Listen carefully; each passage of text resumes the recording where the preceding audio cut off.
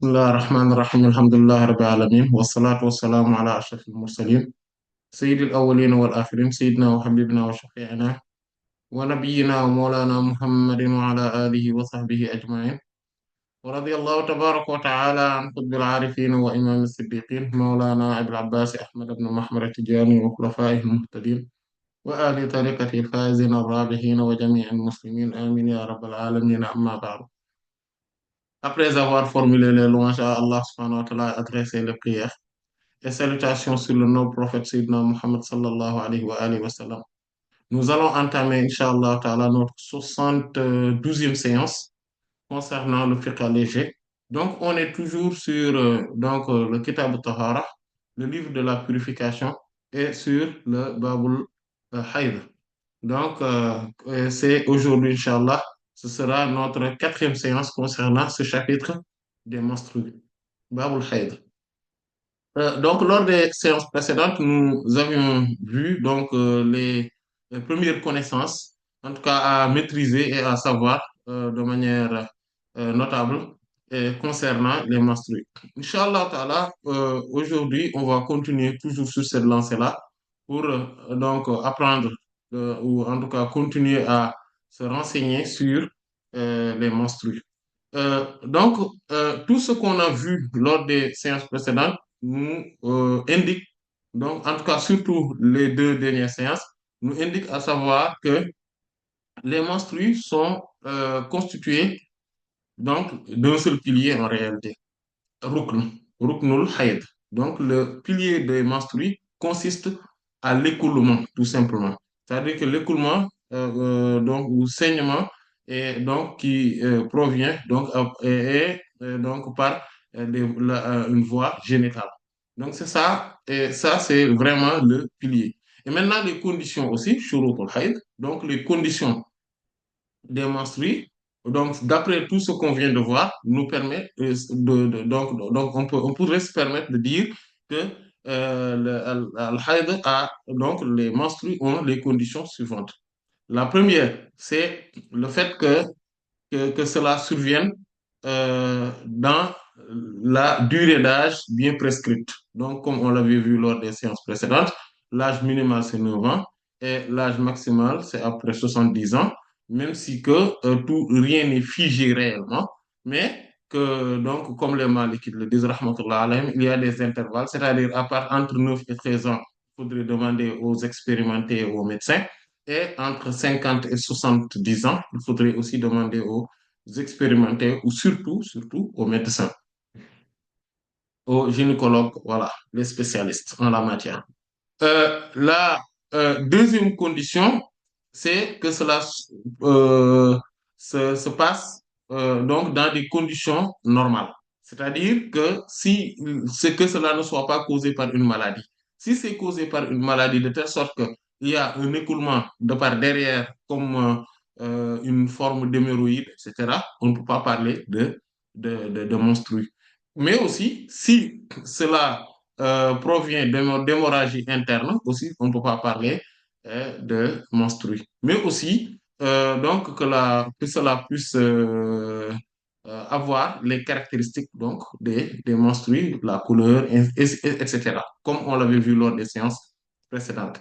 La troisième condition, c'est que cela ne dépasse pas le temps. C'est-à-dire que si chez les Malikites, rahmatullah alayhim, et c'est l'avis que nous avions soutenu, c'est qu'il n'y a pas de temps, c'est-à-dire que de durée minimale d'écoulement des menstrues, de saignement, si on considère les actes strictement cultuels, et c'est une journée, en tout cas 24 heures, ou en tout cas une journée 12 heures, c'est-à-dire donc c'est-à-dire que cela prenne vraiment beaucoup de temps pendant la journée et ça donc c'est ce qu'on appelle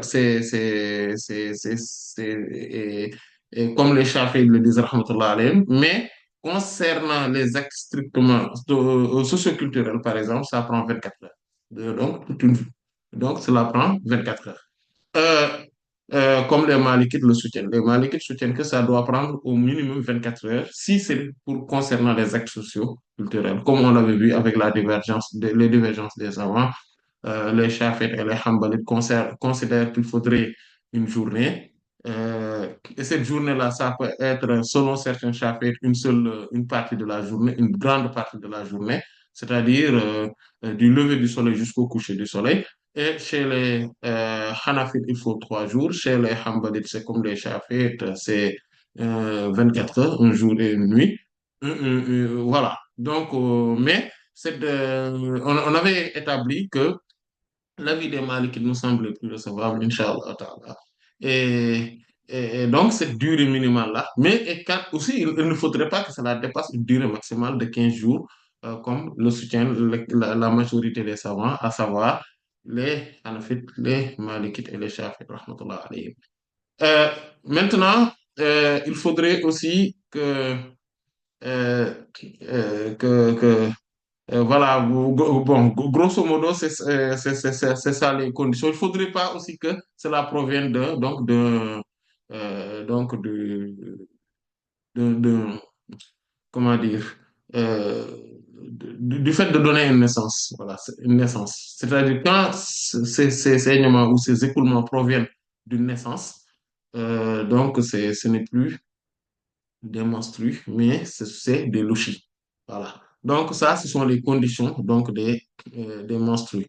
Et donc, on va continuer par rapport à tout ce que l'on venait de dire. Donc, lors des séances précédentes, on avait fini par parler de Ad-Dawr, c'est-à-dire euh, les, euh, les, le cycle.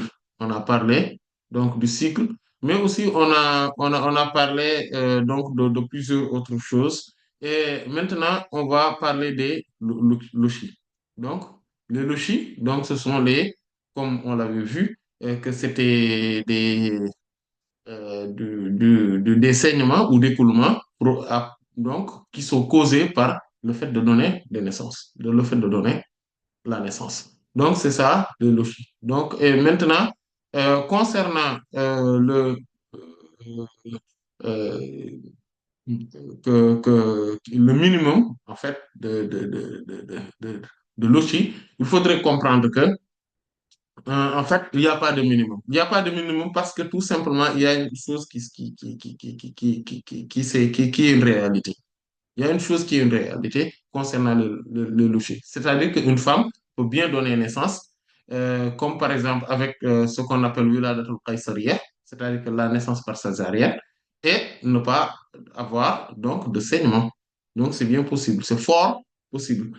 Ou bien aussi, une femme peut donner naissance comme il y a l'unanimité des savants donc ce qu'on appelle l'ijma, donc qui se sont mis d'accord sur le fait qu'une femme peut bel et bien accoucher sans qu'il y ait eu de saignement. Et ça, donc, c'est-à-dire qu'il n'y a pas de logique. C'est possible. Et ça, c'est la parole. Cette unanimité sur cette question a été rapportée par beaucoup d'imams, dont l'imam At-Tabari, imam Al-Hafiz, Ibn al-Munzir, imam Al-Nawawi, etc. Rahmatullah jami'. Et malgré cela, elle doit se purifier après, prier, jeûner, etc.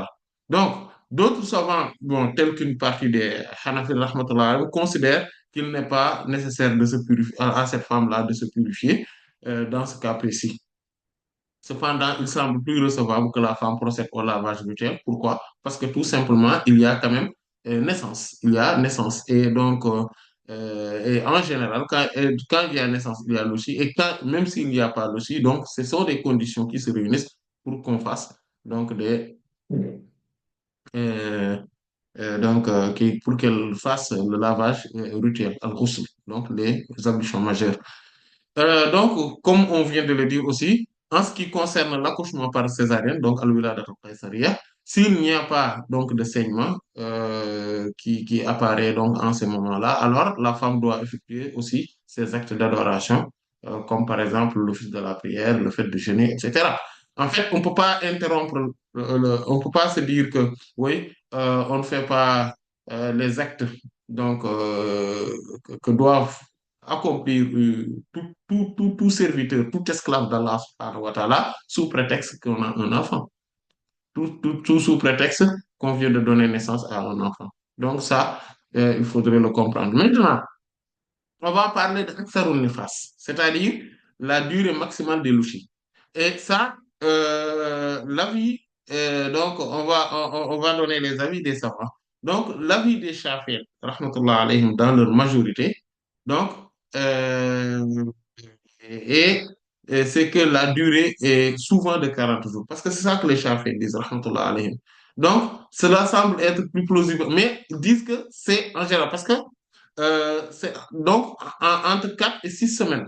Donc, vous voyez, donc c'est 40 jours. D'ailleurs, c'est ce que les médecins nous disent, que en fait, ça dure cela, mais ça, eux, ils disent que c'est souvent. C'est-à-dire que cette durée est souvent de 40 jours, mais que la limite est de 60 jours. Mais que la limite est de 60 jours. Ça, c'est l'avis des Shafi'i rahmatullah, et cela nous semble plus plausible. Et c'est ce qui conforte cet avis. Et le hadith rapporté par Sayyidatuna Salama, raconté par Sayyidatuna Salama, radiallahu ta'ala anha, et qui se trouve dans les Sunan de l'imam Abu Dawud et de l'imam Ibn Majah, rahmatullah alayhima. De même, imam Ahmad ibn Hanbal aussi l'a rapporté. Et Sayyidatuna Salama, radiallahu ta'ala anha, a dit كانت النفساء تجلس على عهد رسول الله صلى الله عليه وآله وسلم 40 يوما و40 ليلة. Il dit que les, à l'époque du prophète, sallallahu alayhi wa sallam, la durée maximale des luchis était de 40 jours. C'est-à-dire que les femmes restaient, celles qui voyaient les luchis, restaient 40 jours et 40 nuits. Et ça, il le dit, et il dit que c'est, elle dit plutôt, radiallahu anha, que c'était ce qui se passait à l'époque du prophète, sallallahu alayhi wa sallam. Et les Malikites, donc, et une partie des Shafi'ites, rahmatullah alayhim, l'estiment à 60 jours seulement, à 60 jours, c'est-à-dire que quand on parle de durée maximale. Voilà. Donc, nous avions dit tout à l'heure que vous voyez que le hadith, et on va y revenir, Inch'Allah, ta'ala, après avoir donné l'avis de tout le monde, eux, ils soutiennent que ce hadith, donc, n'indique en rien l'obligation de retenir les 40 jours à toute localité et à toute époque. En fait, il existe bel et bien des femmes qui voient les louchis durer jusqu'à 60 jours. Ça existe. Et donc, parce que Sayyidat Salama radiallahu anha a restreint cette parole, en tout cas cela, à l'époque du prophète sallallahu alayhi wa sallam, et chez les femmes qu'elle connaissait. Voilà. Donc, dans sa zone géographique. Donc, cela n'empêche pas qu'il pourrait y avoir dans d'autres époques et surtout dans d'autres zones géographiques des femmes qui voient les loger pendant 60 60 jours. Et donc, si on prend, donc, en tout cas, entre les 4 et 6 semaines, au grand maximum, donc on va voir que c'est 40 jours. Et ça peut dépasser un peu, mais bon, voilà. Ça tourne autour de 40 jours. Mais c'est pour ça qu'ils disent que c'est le maximum. Voilà. Et donc, les Hanafites et les Hanbalites, rahmatullah alayhim, donc, se basent essentiellement sur le hadith précité pour soutenir que la durée maximale de l'OFI est de 40 jours. Et donc, on va faire un petit exercice. Par exemple, si une femme donc, voit donc, les saignements de ses lochis s'arrêter au 39e jour ou avant, OK? Et puis, et qu'il y ait 15 jours après, sans écoulement, d'accord? C'est-à-dire qu'au 39e jour, ou au 30e jour, au 10e jour, en tout cas, elle a vu des saignements de logis, même en une journée, jusqu'à 39 jours, et elle reste. Donc, pendant 15 jours après, elle a un écoulement, alors ce sang est considéré comme étant, ce saignement donc est considéré comme étant des menstrues. Parce que la durée maximale, la durée minimale, d'accord? On revient sur ce qu'on appelle Akpalat Tohri. aqallu tuhri, c'est-à-dire la durée minimale de pureté. La durée minimale de pureté. Donc, ces écoulements seront considérés comme étant des, voilà, des menstrues. Par ailleurs, si l'intervalle entre les deux écoulements est inférieur à 15 jours, mais que la durée de saignement n'était pas, donc n'a pas atteint 40 jours, par exemple, qu'est-ce qui se passe? Elle fera donc ce qu'on appelle, donc c'est ce procédé donc d'addition, le at-talfiq, comme on avait vu lors de la séance précédente. Elle fera donc la somme des jours où les écoulements ont eu lieu et donc et ce qui fait que si tant que cela n'accède pas à 60 jours, tant que cela n'accède pas à 60 jours, elle va tout simplement devoir faire des additions. Et tant que les durées d'interruption, la somme des durées d'interruption n'ont pas atteint 15 jours. Imaginons une femme qui voit ses lochis pendant 35 jours. Elle reste pendant 10 jours de purification. 10 jours de purification. Elle revoit des lochis pendant des saignements, d'écoulement pendant 2 jours. Deux. Donc, et elle reste 6 jours avant de voir d'autres écoulements. On va faire l'addition des 35 jours d'écoulement première, plus les 2 jours d'écoulement qui sont en. Voilà. Donc, ces 2 jours d'écoulement, ça va faire 37 jours. Donc, on n'est même pas encore à 40 jours. Mais, étant donné que on a eu 10 jours plus 6 jours, ça fait 16 jours donc, de purification, parce qu'on fait aussi l'addition des purifications, des jours de purification, de pureté. Donc, on se rend compte de quoi? On se rend compte que, donc, on a 16 jours, donc c'est plus que la durée minimale de pureté. Et donc, les écoulements qui ont suivi, ce sont des menstrues. Les écoulements qui ont suivi, ce sont des menstrues et ce n'est plus des lochis.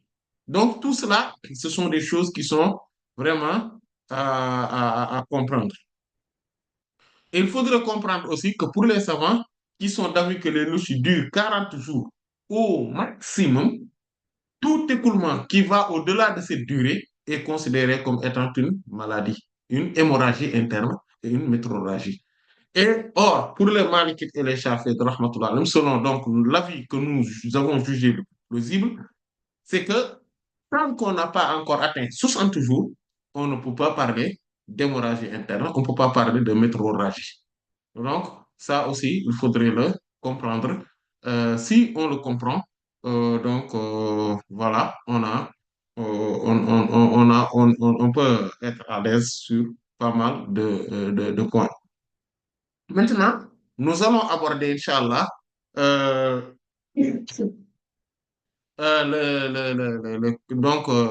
le cas des différentes sortes, de différentes catégories plutôt, de femmes qui sont en état de menstrues ou ayant des anomalies.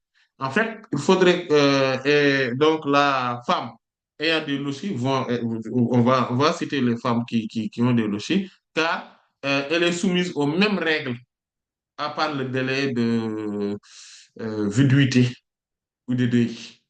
À part cela, elle est soumise aux mêmes règles que la femme ayant ses menstrues. Donc, elles peuvent être évaluées à cette catégorie. Donc, elles sont à peu près cette catégorie de femmes qui existent. On va les citer et on va, si le temps nous le permet, Inch'Allah, parler surtout d'abord de l'une de ces femmes-là, qui est la femme enceinte. Parce que c'est très important de parler de cette femme-là, spécialement, et de lui donner, en fait, l'importance qui lui revient. Vu que les savants ont longuement et largement, en tout cas longuement, c'est-à-dire pendant longtemps, divergé sur cette question-là. Et nous, on va essayer de vraiment faire une forme d'exposé sur son cas pour pouvoir, en tout cas, établir selon notre modeste connaissance, hein, donc la vérité, Inch'Allah, sur cette question. Donc, il y a d'abord, donc on a dit qu'il y a 7 types de femmes. La première, elle s'appelle la al-mubtada'a.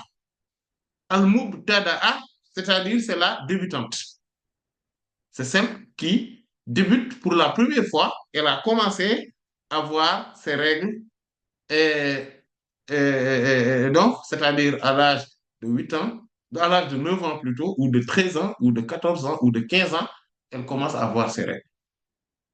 C'est pour cela qu'il est très important, en tout cas, de parler des menstrues et des règles aux filles avant qu'elles atteignent l'âge de 9 ans. Ou plus tard, à 8 ans et demi, il faudrait quand même essayer de les sensibiliser et qu'elles puissent savoir qu'est-ce que c'est que les règles, c'est quoi, que les menstrues existent et que les femmes, c'est-à-dire que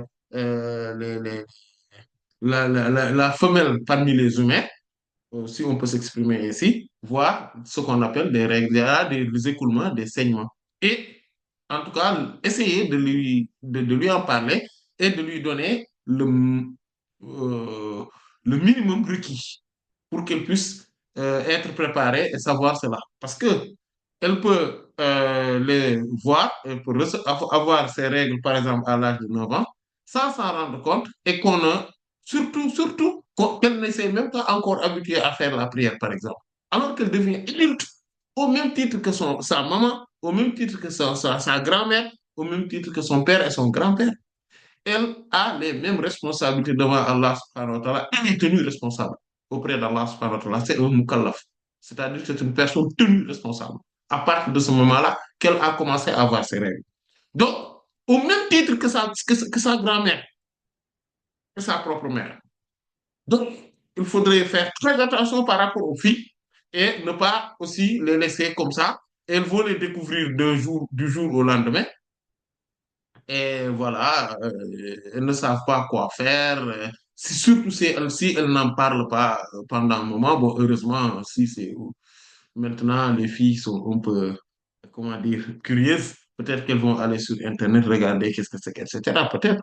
Voilà. Mais en tout cas, en tout cas de cause, il y a euh, des, des, des, des règles, des lois qui tournent autour donc de cela. Donc, il faudrait sensibiliser les filles au plus tard à l'âge de 8 ans ou 8 ans et demi, afin qu'elles puissent se préparer.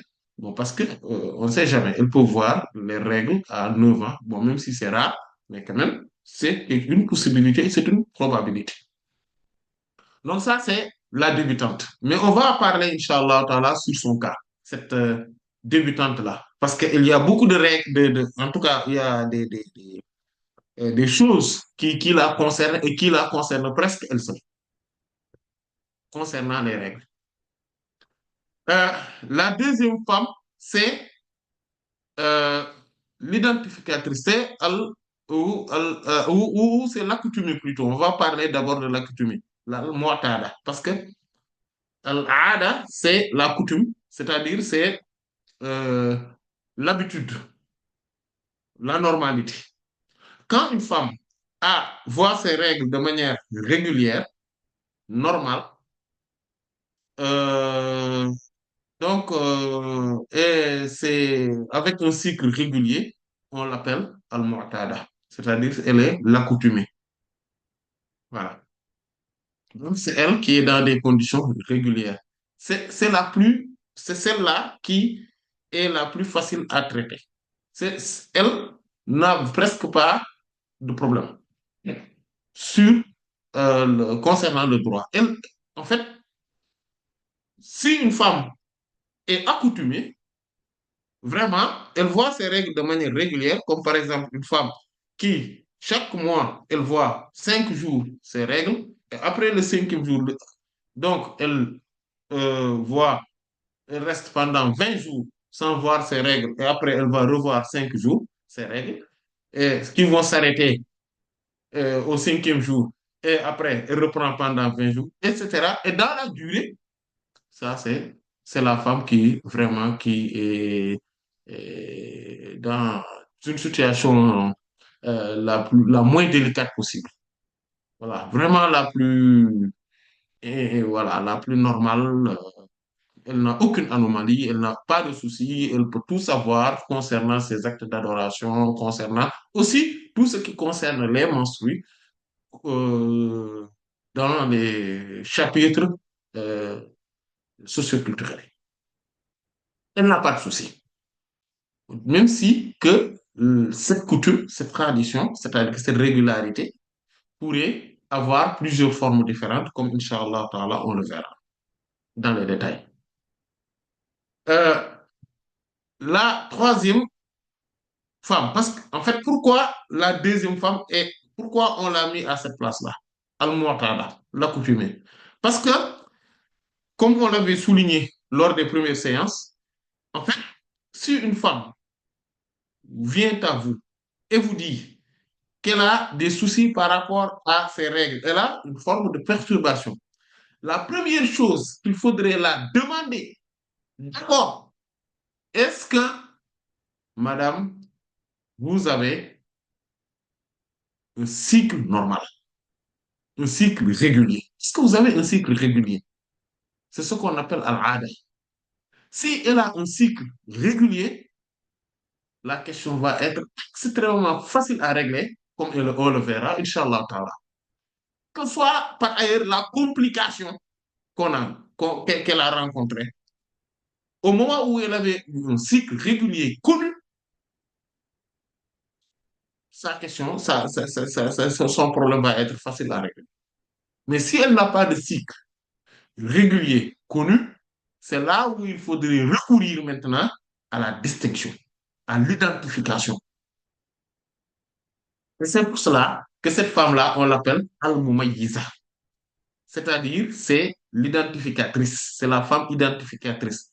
Donc, elle n'a pas de menstru régulière, mais elle sait distinguer les différents segments selon ce qui a été établi précédemment. Vous vous rappelez quand on avait eu, je pense que c'était lors de la deuxième séance, qu'on avait parlé des règles des menstrues et donc des formes, donc des caractéristiques des menstrues. On avait d'abord débuté par la couleur. On a parlé des 6 différentes couleurs possibles.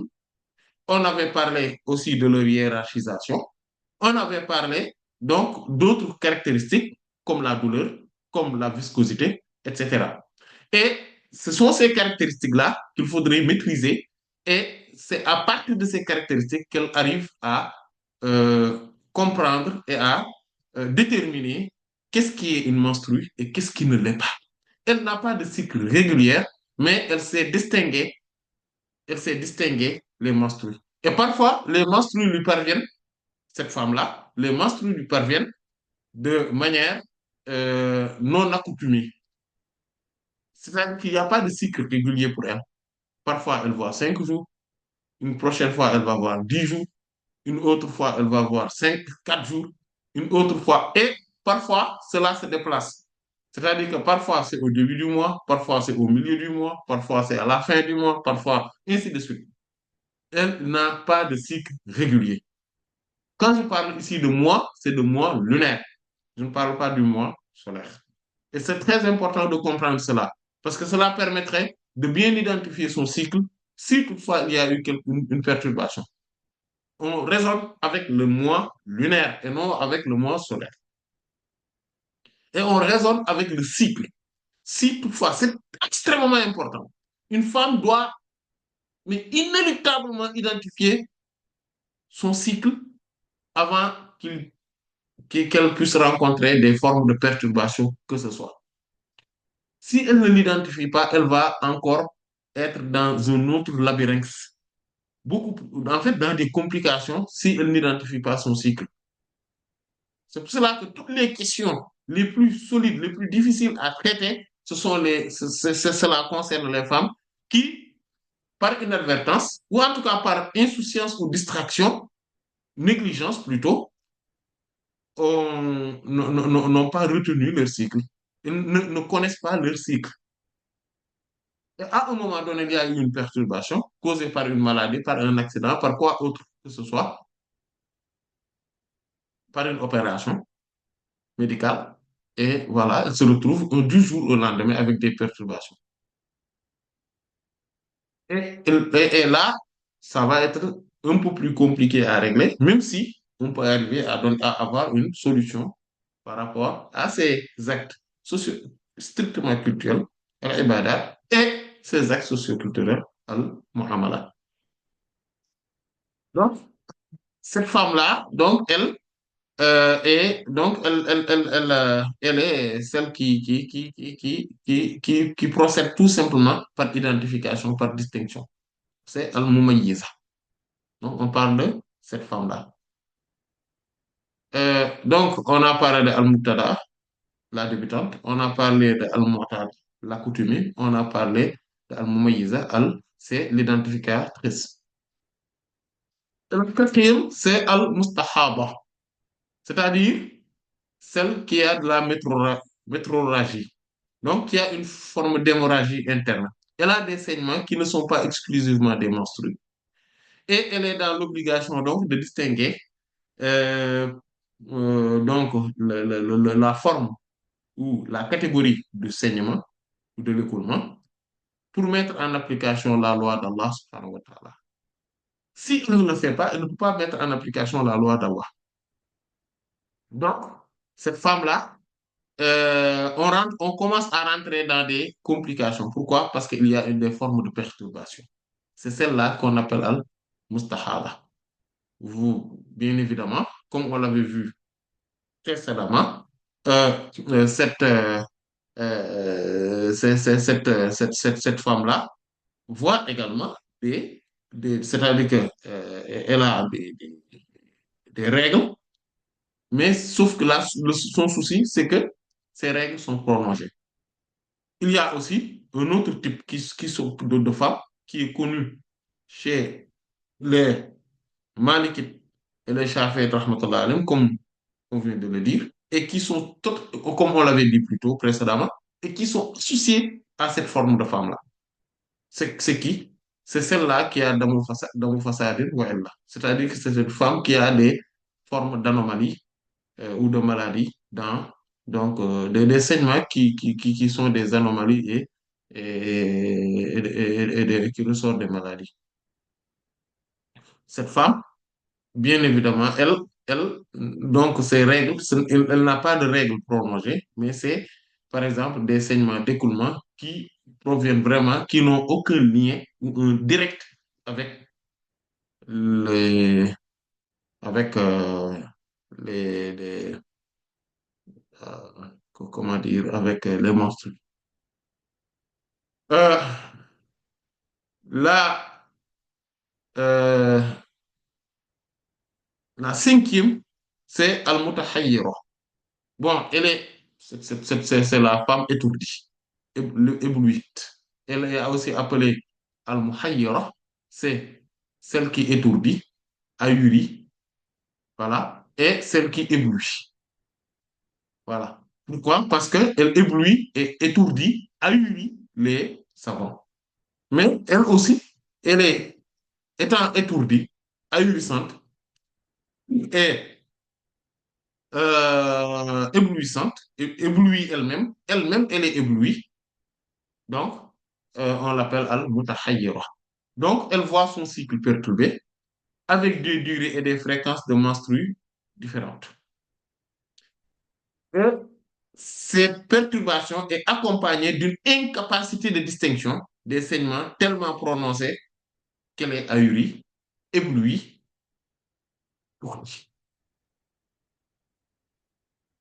C'est cette femme-là. Bon, c'est heureusement que c'est une minorité des femmes, mais ça arrive. Il y a des femmes qui sont comme ça. Et attention, pour la quatrième et la cinquième catégorie, c'est-à-dire celle qui a des métralogies et celle qui est étourdie, ces deux types de femmes-là, il ne faudrait pas qu'elles se disent que oui, je vois mes règles, en fait, c'est prolongé, moi je vois presque mes règles tout le temps, maintenant j'arrête de faire la prière. Comme Sayyidatuna Fatima bint Abi Hubaysh, radiyallahu anha, comme le hadith de Sayyidat Aisha radiyallahu anha, المؤمنين قال هذه جاءت فاطمة بنت أبي حبيش إلى رسول الله صلى الله عليه وسلم فقالت يا رسول الله إني امرأة أستحاض فلا أطهر أفأدع الصلاة Et c'est une femme, donc, et qui est venue voir le prophète sallallahu alayhi wa sallam en lui disant, ô envoyé d'Allah, moi je vois mes règles vraiment prolongées et je ne me purifie jamais. Est-ce que je vais abandonner définitivement la prière? Le prophète sallallahu alayhi wa sallam lui a dit là, non, et il l'a orienté. Comme Inch'Allah Ta'ala, on le verra et on le reverra, Inch'Allah Ta'ala. Et on verra aussi quels sont les statuts qui sont liés à cette type de femme. La quatrième femme, c'est la femme enceinte, Al-Hamil. Euh, vous savez que la femme enceinte pourrait avoir exceptionnellement des saignements, mais ces saignements-là et cet écoulement fait l'objet de divergences entre les savants. Et Inch'Allah Ta'ala, on va le traiter juste après avoir fini l'énumération. Euh, et la septième femme, donc c'est Nufasa. Donc celle qui voit les louchis.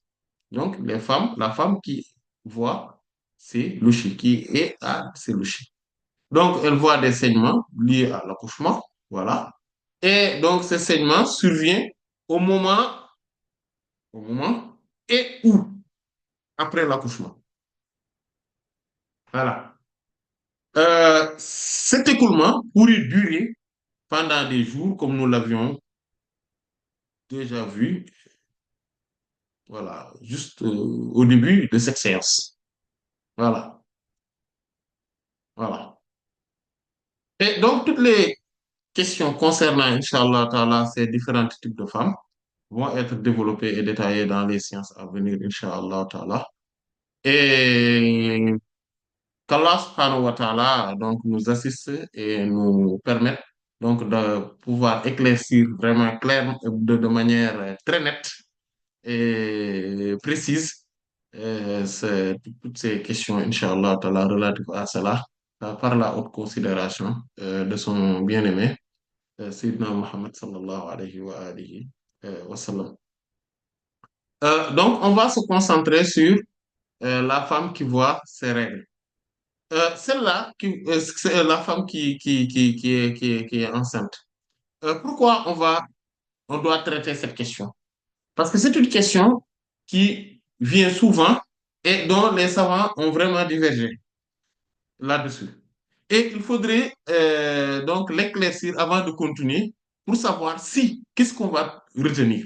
Est-ce qu'on va traiter ce cas-là dans toutes les questions qui sont relatives au saignement ou pas? Au menstru plutôt ou pas? Parce que si on ne l'identifie pas, on n'identifie pas que cette femme-là, en réalité, ce qu'elle voit, c'est des menstrues ou pas, on ne peut pas, on ne peut pas savoir qu'est-ce que, si une femme voit des saignements pendant sa grossesse, qu'est-ce qui pourrait lui arriver? Voilà. Voilà. En fait, qu'est-ce qu'on doit faire? Est-ce qu'elle va arrêter de faire la prière pendant ces moments? Est-ce qu'elle doit arrêter de faire le ramadan? Est-ce qu'elle est-ce qu'elle doit arrêter donc d'avoir des relations conjugales avec son époux? Est-ce, etc., etc., etc. Est-ce qu'elle va arrêter de lire le Coran? Est-ce qu'elle va arrêter de toucher donc tout simplement le Coran? Est-ce qu'elle va arrêter de faire donc le tawaf, la circumambulation de la Kaaba? Est-ce qu'elle va arrêter, voilà, beaucoup de choses, voilà, de rentrer dans une mosquée, etc. Est-ce que, comment ça se passe avec le divorce, ces périodes de viduité, etc. Voilà. Et, vous savez, donc, comme il y a deux avis différents là-dessus.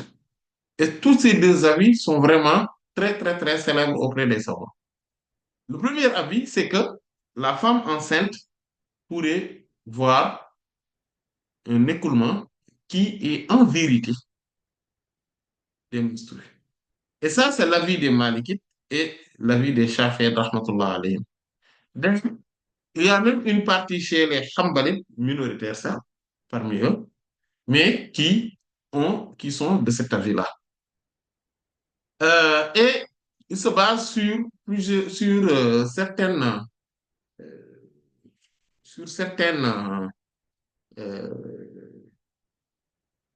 indices. Voilà, sur certains indices. Le premier indice, c'est que ils se disent que ce saignement, cet écoulement provient exactement de là où provient les, euh, les menstrues et les lochies aussi. Et comme elle n'a pas de lochies, parce qu'elle n'est pas encore, parce que le lochies, c'est pendant, c'est-à-dire un peu avant et pendant et après l'accouchement, le fait donc de donner naissance, on peut l'exclure. L'autre catégorie, c'est que cela soit ce qu'on appelle l'istihada, donc des formes d'hémorragie interne, la démétralogie. Et il n'y a pas un autre type à part ceci. Un autre type de saignement n'existe pas. Et au moment où, selon eux, ce n'est pas de la métralogie, pourquoi? Parce que ce n'est pas lié. Parce que la métralogie est liée à quoi? Est liée au menstru. Donc, ce n'est pas de la métralogie. Et euh, donc, si ces saignements-là proviennent et que cela ne dure pas plus que le temps qu'on voit les règles, et surtout si elle provient, surtout si cet écoulement provient pendant les périodes que la femme voyait ses règles auparavant. Donc, on va dire que ce sont des règles. Parce qu'il n'y a que cela qui peut. En fait, on ne pourrait le qualifier que des règles. Donc, vous voyez, donc c'est comme ça qu'ils ont raisonné. Ils se disent que euh, on ne peut pas dire que ce saignement, cet écoulement-là est provoqué par une maladie. Parce que, en fait, il n'y a rien qui montre que la femme a une maladie en ce moment-là qui pourrait faire qu'elle puisse voir qu'elle puisse avoir ces formes de saignement. Parce que, et en plus, la couleur et les caractéristiques de ces saignements-là sont les caractéristiques des règles et des menstrues. Ce sont les mêmes caractéristiques, ces saignements-là. Donc, si cela arrive à une femme, bon, de manière générale, les femmes ne voient pas de saignement d'écoulement quand elles sont enceintes. Mais il peut y arriver qu'une femme puisse les voir. Et s'il les voit, elle les voit, c'est parce que ce sont des règles. Et ils disent qu'il n'y a aucun texte clair là-dessus. Et il n'y a également aucune unanimité des savants. Parce que si on ne se base pas sur un texte clair, il faut se baser sur l'unanimité des savants. Si les savants ne sont pas unanimes là-dessus, on n'a plus d'argument pour dire que c'est ça. Et il n'y a aucun autre argument donc assez clair pour qu'on puisse s'y référer. Donc, et ça, ils se disent que ça, ce sont les indices. En fait, vous voyez, et ils se disent que il est connu, il est connu que la femme enceinte pourrait voir pendant ses premiers mois des règles, des menstrues. Enfin, le souci, c'est quoi? C'est qu'est-ce que, c'est le statut même de ces saignements et de cet écoulement. Voilà. Et en vérité, selon eux, ils disent que donc cela ne pourrait que être hein, donc des menstrues. Au moment où ce sont des menstrues, parce que quand elle voit une femme qui voit ses règles juste avant d'être tombée enceinte, quand elle tombe enceinte, elle continue à voir donc ses saignements, surtout pendant les premiers mois. Donc, saignements, tous les écoulements qu'elle va avoir pendant ces moments-là, ce sera considéré comme étant des menstrues par le procédé de ce qu'on appelle l'istishab. L'istishab, c'est quoi? C'est le procédé d'accompagnement, le principe d'accompagnement. C'est-à-dire que par principe, on a ce statut-là. Tant qu'on n'a pas encore quelque chose de clair qui fait que la loi change, ou en tout cas les règles de jeu changent, les règles de manière générale changent. Donc, on continue à concevoir les règles donc, dans le temps premier. C'est-à-dire qu'il y a un temps premier et il y a un second temps. Dans le temps premier, il y a des règles bien définies, il y a un statut. Et tant qu'on n'a pas de preuves formelles pour changer de statut, pour changer ces règles-là, on continue à concevoir ces règles-là. C'est ça le principe de istishab. Voilà. Et donc, ces règles-là n'ont pas, il n'y a rien qui nous prouve que les formes d'enseignement ont changé de statut. Donc, on va continuer à apprendre cela. Et il dit, c'est d'ailleurs une règle de Usul également, qui disent, parce que ce procédé d'accompagnement, c'est une règle, c'est une loi dans le Usul fiqh, dans la méthodologie fondamentale du droit musulman. Mais il y a aussi un autre, c'est al-aslu baqa ma kana ala ma kana. C'est-à-dire que c'est le principe. Le principe, c'est quoi? C'est la présomption de continuité. C'est-à-dire que la chose reste comme elle est jusqu'à la preuve du contraire. Ça, c'est donc la première parole. Donc, cela s'est basé essentiellement sur une forme de raisonnement. Et bien évidemment, les arguments que vont donner ceux qui soutiennent le deuxième avis, pour eux, c'est juste une forme d'interprétation qu'ils ont donnée. Mais rien n'est plus clair là-dessus. Mais quand même, on va parler du deuxième avis. Et c'est ce deuxième avis-là que nous allons soutenir. Nous allons soutenir, Inch'Allah, et nous allons donner les arguments. Pourquoi ce deuxième avis-là nous semble plus recevable? Cet avis-là a été l'avis précédent des Shafi'ites, rahmatullah alayhim, de l'imam al-Shafi'i lui-même, mais il a changé d'avis après pour rejoindre l'imam Malik sur cette question. Comme et que c'est donc les Shafi'ites, rahmatullah alayhim, ont adopté l'avis maliki. Mais ce deuxième avis-là était donc l'avis premier donc de l'imam al-Shafi'i, rahimahullah. Et c'est pour ça qu'il y a certains Shafi'i, rahmatullah, qui le considèrent toujours. Et c'est également l'avis des Hanafites et des Hanbalites. C'est l'école, la doctrine même des Hanbalites, rahmatullah, même si certains Hanbalites adoptent le premier avis. Et ils se basent sur quoi? Il se base sur le fait qu'Allah, subhanahu wa ta'ala, quand il parle de période de viduité, il dit وَأُولَاتِ الْأَحْمَالِ أَجَلُهُنَّ أَنْ يَضَعْنَ حَمْلَهُنَّ.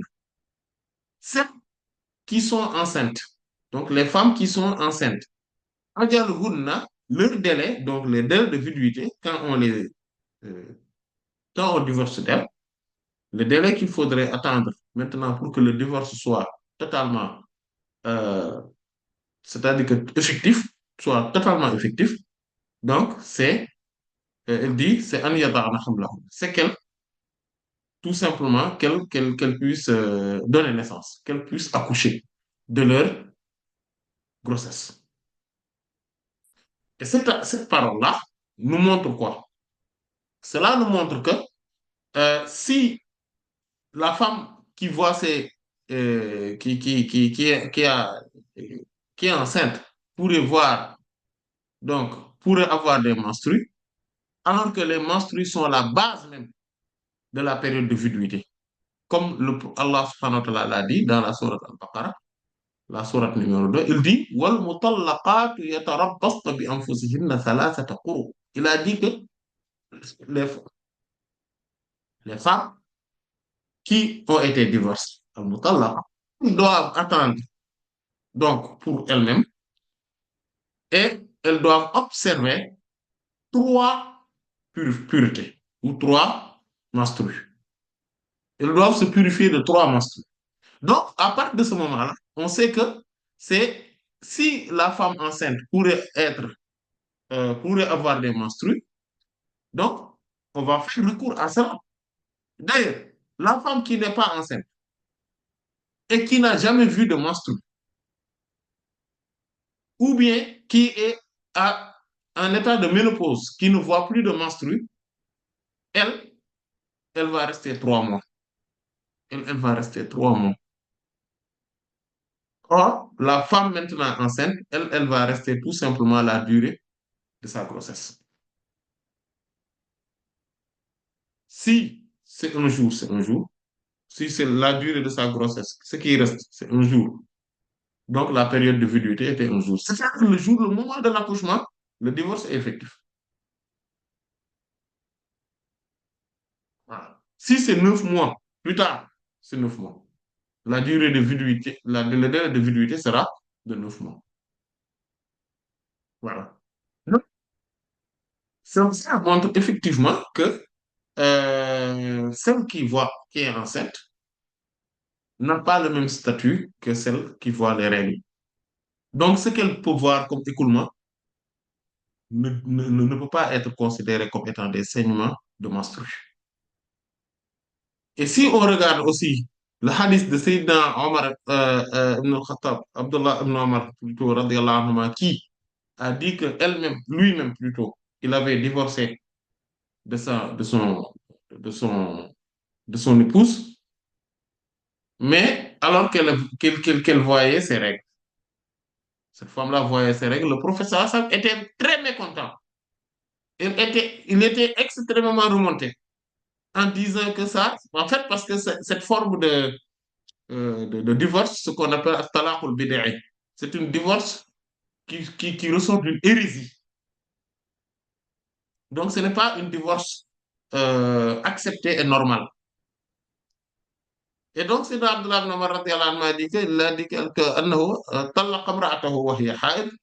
فسأل عمر رضي الله عنه النبي صلى الله عليه وسلم فقال مره فليراجعها ثم ليطلقها طاهرا أو حاملا. Il dit que lorsqu'il a divorcé de cette femme, alors qu'elle était en règle, astaghfirullah, elle voyait ses règles plutôt, ses menstrues.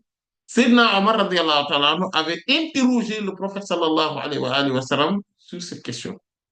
Et le prophète sallallahu alayhi wa sallam lui a dit, demande-le qu'il reprenne cette femme. Puis, si il a envie vraiment, c'est-à-dire qu'en fait, il dit, فَلْيُرَاجِعَهَا حَتَّى تَطْهُرَ ثُمَّ تَحِيضُ ثُمَّ تَطْهُرُ. Il faudrait qu'elle la reprenne jusqu'à ce qu'elle se purifie. Et après, qu'elle voit ses règles, encore une fois, et se purifie. Et maintenant, si elle veut, si lui il veut, il peut le divorcer. Il peut divorcer d'elle pendant cette période de pureté, ou bien qu'elle soit, ou bien qu'elle soit enceinte. Tahiran, qu'elle soit pure, ou hamilan, ou bien qu'elle soit enceinte. Et qu'est-ce qu'on comprend à travers cette parole? Au moment où une femme qui voit ses règles ne peut pas être divorcée. Donc, une femme enceinte ne peut pas être, subhanallah, qui voit ses menstrues ne peut pas être divorcée pendant cette période de menstrues. On est d'accord. Donc, on peut la divorcer que dans deux cas dans deux cas de figure. Qu'elle soit, qu'elle soit pure, ou bien qu'elle soit enceinte. C'est-à-dire qu'on se rend de compte qu'elle, finalement, elle était enceinte. Parce qu'il lui dit que, non, non, non, parce qu'il n'y a que ces trois possibilités-là. La première possibilité, c'est que elle voit ses règles. Elle est là, elle voit ses règles. Cette possibilité-là est exclue. On ne peut pas la divorcer pendant ce moment-là. Mais il faudrait attendre alors. Si on va la divorcer, il faut attendre. Il faut patienter. Il faut endurer jusqu'à ce qu'elle soit purifiée. Ou bien, on se rend compte on voulait la divorcer, mais finalement, elle était enceinte. Donc, elle ne peut pas. Donc, si elle est enceinte, on peut la divorcer à tout moment pendant cette grossesse. Ce qui veut dire, tout simplement, que la femme qui est enceinte ne voit pas cette. Parce que si elle voyait ses règles et que ces saignements qu'elle voyait ne sont pas une forme d'anomalie et d'hémorragie interne anormale, si ce n'était pas cela, Et donc, ce serait automatiquement des règles, des menstrues. Et si c'est des menstrues, on ne peut pas les déverser en ce moment. Donc, ce qui veut dire tout simplement que ce n'était pas des, euh, des règles. Maintenant, euh, en fait, il faudrait comprendre que si maintenant on fait recours à la parole maintenant des sachants, des médecins, des spécialistes en la matière, c'est que eux, ils disent que l'arrêt des règles, on l'appelle aménorrhée, donc c'est l'un des premiers signes du début d'une grossesse. Donc, pendant toute la grossesse, une femme ne voit, donc, n'a pas de règles, n'a pas, donc, n'a pas des saignements périodiques. Même si 25% des femmes enceintes ont des saignements gynécologiques au cours du premier trimestre de leur grossesse. Mais ça, Inch'Allah Ta'ala, on va y revenir. D'accord. Quoi, on parle de la parole des médecins et que la parole des médecins vraiment est importante. Ça aussi, il faudrait qu'on en parle avant de continuer. En fait, on en parle pourquoi? Parce que on va se baser sur un hadith qui est rapporté par l'imam muslim, rahmatullah alayhi, et dont Sayyidatna Judamat bint Wahb, radiyallahu ta'ala anha, a dit que hadartu Rasulallah sallallahu alayhi wa alihi wa sallam fi unasin wa huwa yaqul لقد هممت أن أنهى عن الغيلة فنظرت في الروم وفارس فإذا هم يغيلون أولادهم فلا يضرهم أولادهم ذلك شيء فلا يضر أولادهم ذلك شيئا. Dit que, elle dit que j'étais présente avec l'envoyé d'Allah sallallahu alayhi wa sallam, donc dans une assemblée là où il y avait des gens. Et il dit, sallallahu alayhi wa sallam, c'est ou en vérité, j'avais, euh, à un moment donné, j'avais l'intention d'interdire ce qu'on appelle al-ghila. Malheureusement, ce terme-là, je ne le connais pas en français. Mais al-ghila, c'est quoi? C'est le fait que, donc, euh, d'avoir des relations conjugales avec son épouse alors qu'elle est enceinte. Ou bien le fait d'avoir des rapports conjugaux avec son épouse alors qu'elle est allaite. C'est-à-dire qu'elle a un petit enfant qui allait. Et qu'elle puisse avoir, donc, qu'elle puisse, cet enfant, ça, puisse, donc, que cette femme puisse tomber enceinte pendant cette période-là, alors qu'elle était encore en train d'allaiter. Donc, c'est-à-dire que ce qu'on appelle nous en Wolof nef, nef quoi. C'est ce qu'on appelle. Je ne sais pas comment on le dit en français. Mais, donc, elle dit que elle avait voulu, il avait voulu interdire cela.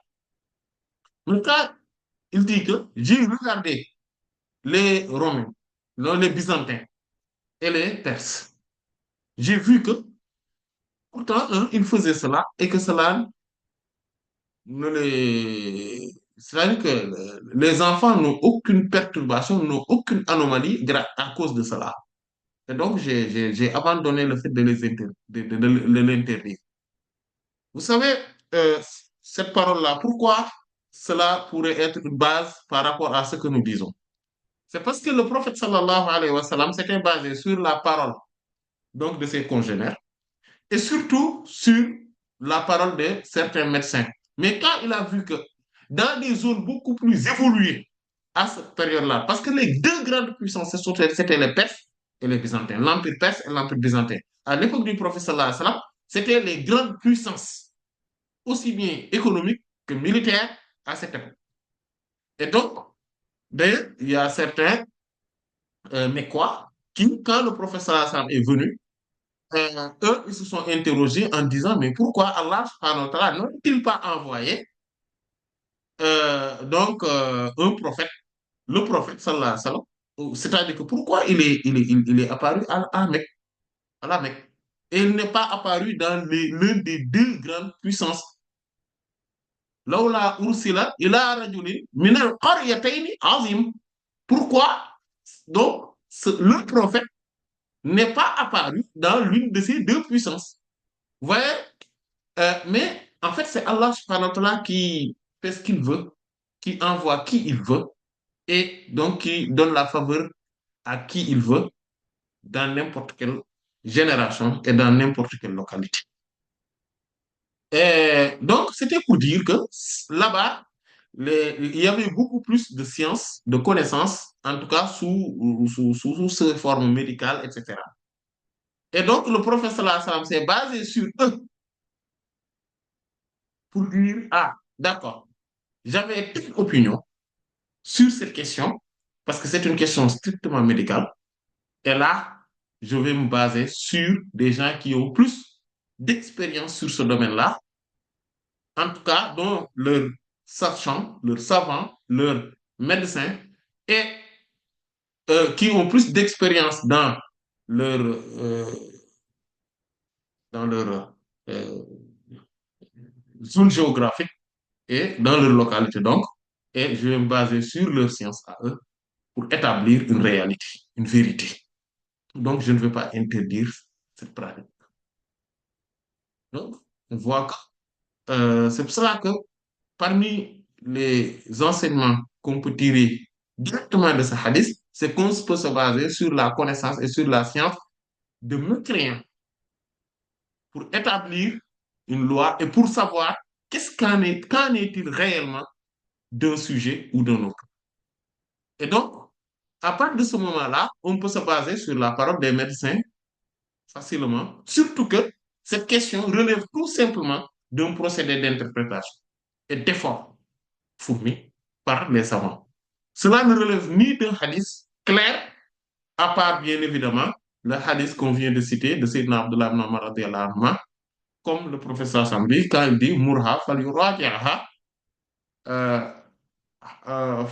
فليراجع ثم ليطلقها طاهرا أو حاملا, comme on vient de dire. Demande-là qu'elle revienne, qu'il la reprenne et qu'il attende pour la divorcer, qu'il attende qu'elle soit purifiée ou bien qu'elle soit enceinte. Donc, euh, pendant les 3 premiers mois, les saignements qui proviennent, en réalité, ce sont des saignements qui proviennent donc d'une grossesse intra-utérine. C'est comme ça qu'ils l'appellent. C'est une grossesse intra-utérine. Parce que c'est que le fœtus s'est placé vraiment dans l'utérus totalement. C'est-à-dire à l'intérieur de l'utérus. Donc, c'est ce qui fait que dans cette situation, la femme enceinte présente donc des signes qui montrent qu'elle est en grossesse, comme par exemple les nausées, les vomissements, des tensions mammaires, etc. Mais aussi, elle a des saignements génitaux qui se répètent. Voilà. Et elle a aussi une absence de douleur d'abdomen ou donc dans le bas-ventre. Voilà. Donc, c'est ça.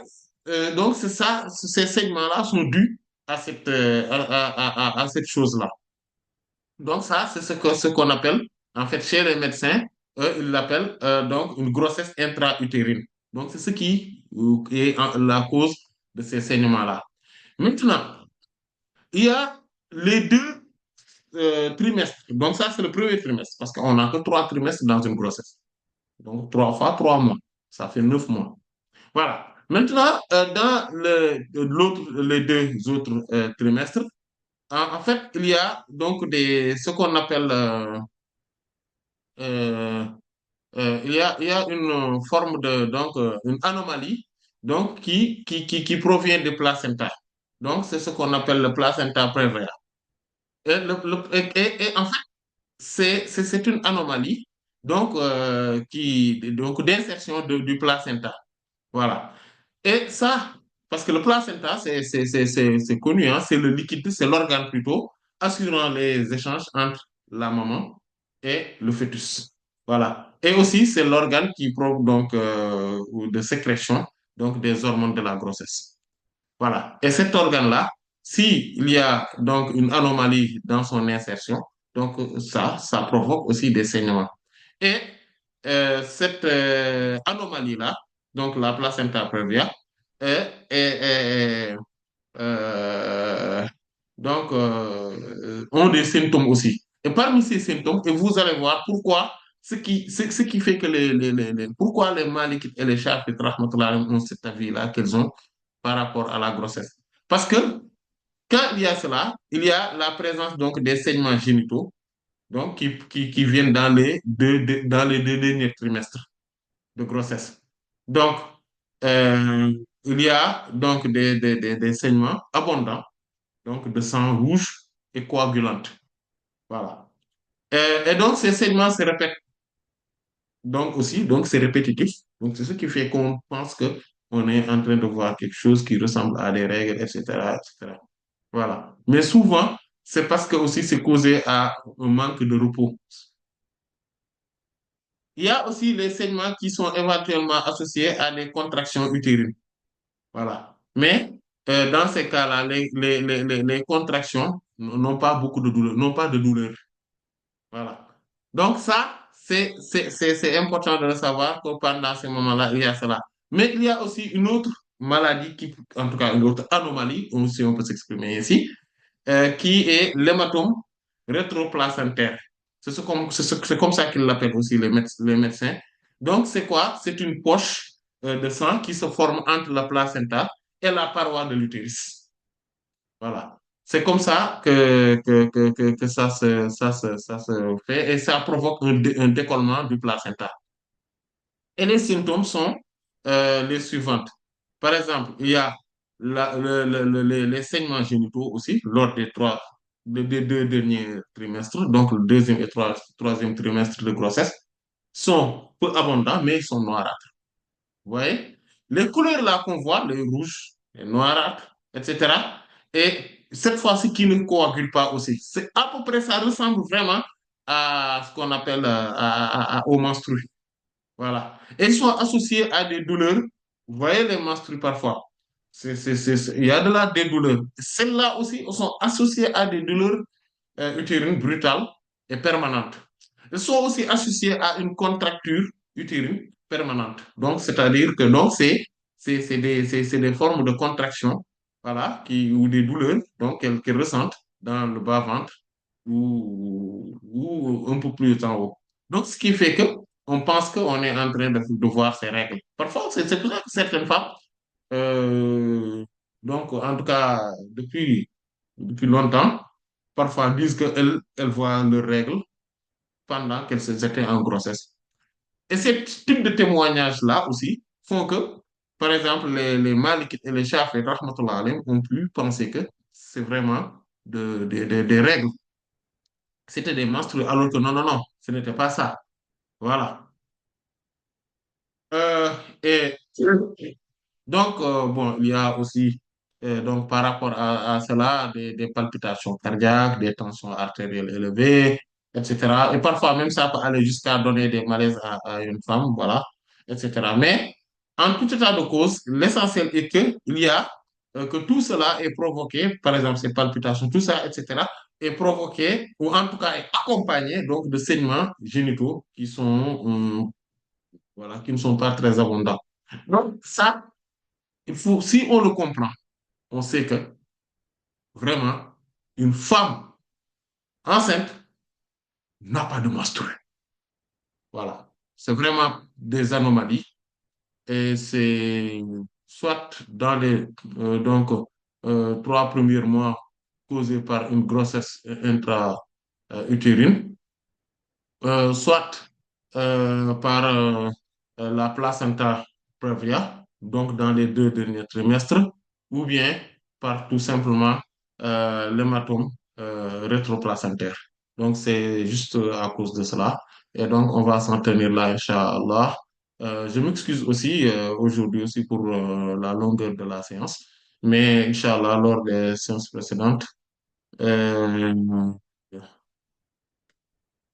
euh, Inch'Allah, on va ouvrir une séance de questions-réponses, Inch'Allah. Euh, Allah en sait davantage. Donc, wallahu ta'ala a'lam wa sallallahu ala sayyidina Muhammadin wa ala alihi wa sahbihi ajma'in. Subhana rabbika rabbil izzati amma yasifun wa salamun ala al-mursalin walhamdulillahi rabbil alamin. Voilà. Euh, Euh, donc, oui, donc, on a deux questions, Inch'Allah. oui. Pour la première question, la personne, elle dit, pour une femme enceinte, est-ce que le premier indice pourrait-elle suffire pour identifier le type de saignement lorsqu'elle a des règles perturbées? Le premier indice, en fait, c'était les saignements, vérifier si les saignements provenaient du même endroit que les logis, par exemple, ou En pas. fait, une femme enceinte, donc tout ce qu'elle voit comme saignement, il faudrait comprendre que cela n'est pas considéré comme étant des règles. C'est tout simplement une anomalie, comme on vient de le dire. Et voilà, et maintenant c'est établi. En fait, il faudrait comprendre que c'est une science maintenant établie et connue. Ce n'est plus une théorie scientifique ou une théorie qui pour... Donc voilà. En fait, auparavant, les juristes musulmans se basaient sur des théories scientifiques ou plutôt qui ressortent de la médecine pour pouvoir établir cela. Comme nous le voyons, la plupart des règles concernant les menstrues relèvent tout simplement d'un procédé d'effort d'interprétation. Mais cela ne relève pas des textes clairs et nets.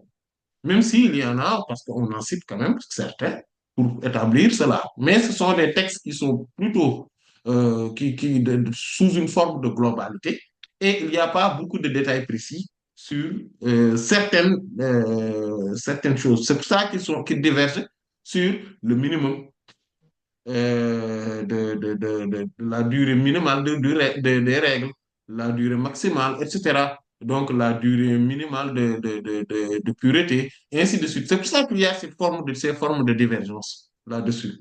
Voilà. Voilà. Mais, en tout état de cause, ce qu'on pourrait établir dès à présent, c'est que tout ce qu'elles peuvent, tout ce qu'elles pourraient voir comme saignement, donc, pourrait être considéré tout simplement comme étant euh, comme étant une anomalie, une hémorragie interne. Et donc, cela n'empêche ni à prier, ni à jeûner, ni autre chose. Allah en sait davantage. Allah ta'ala. Mhm. Jazakumullah khair. Il y a une deuxième question, du coup, la personne, elle demande pour les femmes ayant un déni de grossesse jusqu'à 6 mois avec maintien de leur cycle, est-ce que cela est-il considéré comme monstrueux ou pas? Cela ne peut pas être considéré comme monstrueux, mais comme elles ont eu un déni de grossesse, donc elles ne le savaient pas, elles ne savent pas. Donc elles vont continuer à jeûner, donc plutôt à faire la prière, etc. Ou voilà. Mais elles vont donc devoir dans ce cas, ils vont donc devoir faire ce qu'on appelle le rattrapage par rapport aux jeunes, mais surtout et surtout par rapport à la prière. Parce que la prière, parce qu'au moment où on sait que ce n'était pas des règles, ce n'était pas des règles, c'était juste une anomalie, mais à cause du déni, on voyait des saignements qui ressemblent aux règles causés par les phénomènes ou les anomalies qu'on vient de citer.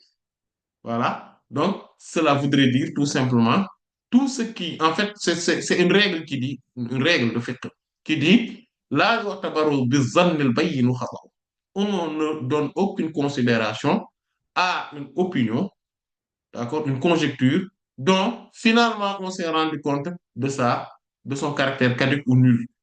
Si on se rend compte que maintenant c'était une erreur qu'on avait considéré ces 6 mois comme étant des menstrues, on avait considéré ces jours de règles comme étant des menstrues. Or, celle qui est enceinte ne voit pas de menstrues. Donc, qu'est-ce que cela veut dire? C'est les jours que j'avais laissés sans, surtout, sans prier, il faudrait que je les rattrape.